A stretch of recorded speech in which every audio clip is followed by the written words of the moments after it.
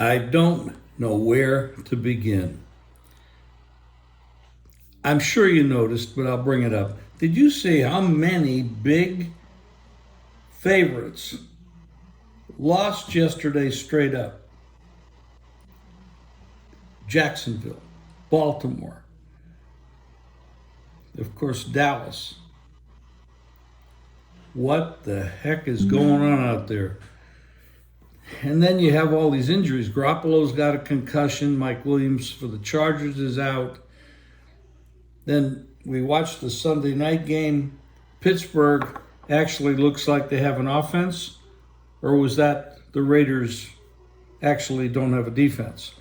And actually, I think that after Pittsburgh played two of the toughest defenses in the league the previous 2 weeks, they looked much better against a very average or below average defense for the Raiders. And by the way, talking about the Browns, if you look at their numbers, and you have to modify all this about who they played, when they played them, and et cetera, but their defense is one of the strongest, top 2 or 3 in the league. And some people will argue it's the top 1. I would have to modify that a little bit because of who they played, when they played them, et cetera. Let's look at the Broncos. What the hell's going on over there? Sean Payton, Russell Wilson, 2 big ego guys. Payton threw Hackett under the bridge weeks ago, protecting his quarterback. Oh, he's not to blame, da-da-da. But this whole team, to me, it looks like Payton has lost the team. They quit yesterday. They absolutely quit. Miami was trying not to score. They had their backups in, and they're still scoring.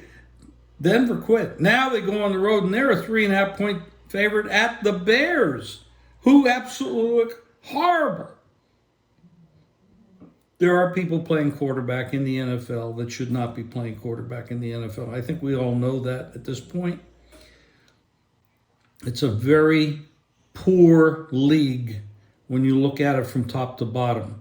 There are some teams at the top that are exceptionally good.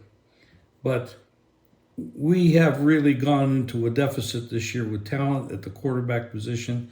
They're absolutely horrible. When Andy Dalton can come in and play for the Panthers and look better than Bryce Young, that's just, I mean, you're going Andy Dalton. He's as old as the leaders in Washington. I'm talking politically.